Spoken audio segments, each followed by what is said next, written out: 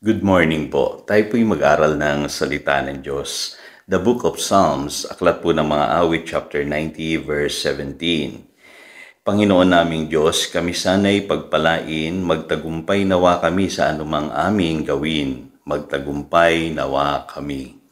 God will bless the works of your hands. So dito po isa itong panalangin, na pwede nating ipanalangin po sa ating buhay na tayo pagpalain ng Diyos. Sa lahat po ng ating gagawin, tayo bigyan niya ng tagumpay.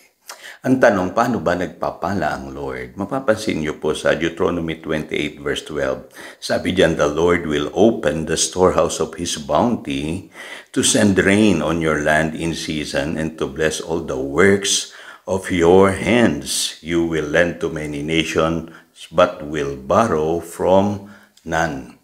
So makikita po ninyo dalawang paraan, He can bless us directly, Yan yung favor ng Lord na binabanggit din po sa Psalm 90 verse 17.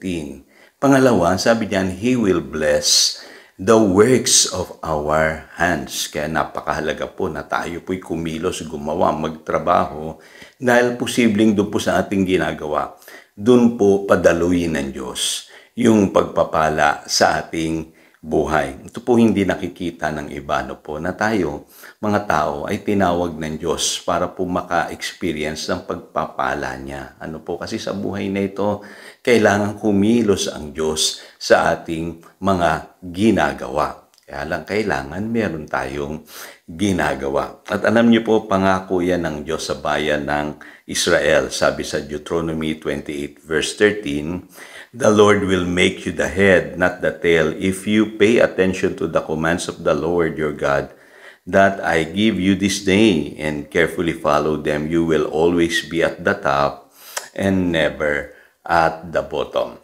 Okay, so bakit gusto ng Lord na tayo'y pagpalain? Doon sa children of Israel, there are three reasons. Bakit? Unang-una po, ayaw ng Lord na sila'y mangungutang.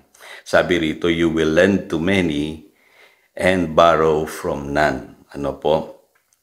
Pangalawa, sabi ng Deuteronomy 28 verse 13, you will be the head, not the tail. Gusto ng Diyos laging pangunahin yung kanyang bayan. At ang sabi diyan, you will always be at the top and never at the bottom. Ngayon, makikita ninyo yan pala ang God's will sa children of Israel.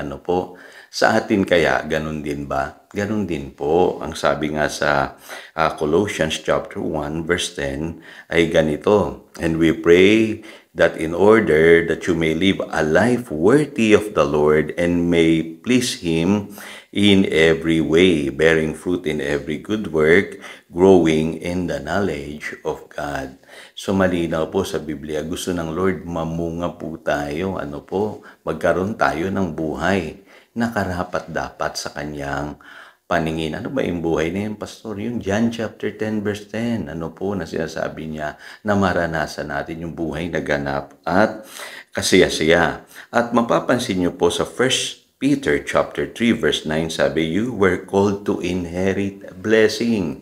Katulad ng children of Israel, tayo po ay tinawag ng Diyos para pagpalain. Kaya lang binabanggit din niya sa 1 Thessalonians chapter 4 verses 11 to 12. Ito yung klase ng buhay na gusto ng Panginoon sa atin. To lead a quiet life, sabi diyan, to work with your hands, para hindi tayo maging dependent sa ibang tao. Kaya alam nyo, minsan tayo pong tao, nagtataka tayo kung saan padadaanin ng Diyos ang pagpapala. Padadaanin po yan ng Diyos sa iyong mga ginagawa. Ngayon, i-bless niya kung ano yung iyong ginagawa. Unang-una dapat magkaroon tayo ng mindset na tayo ay maging blessing sa buhay ng ibang tao. Hindi tayo yung laging tinutulungan, kundi tayo yung tumutulong. Tayo yung nagpapahiram, hindi yung lagi tayo ang pinapautang. Dapat isipin natin na tayo yung binabanggit sa Biblia, katulad po ng mga children of Israel, na tayo yung head, not the tail. At sabi, you will always be at the top, never at the bottom. Kung hindi natin babaguhin yung pag-iisip natin, mga kapatid, mahirap po tayong umasenso sa buhay na ito. Pangalawa, dapat maintindihan din natin na ang Diyos kumikilos sa pamamagitan po ng ginagawa ng ating mga kamay. Kailangan, sabi diyan, we must give God something to work with. Kadalasan po, ang ginagamit ng Diyos yung trabaho mo. Doon niya padadaanin yung pagpapala, yung negosyo mo, o yung mga oportunidad na dumarating sa iyo. Pwede rin yung mga skills mo, talento mo na ibinigay sa iyo ng Diyos. Kailangan gamitin mo yan, explore mo yan, kapatid.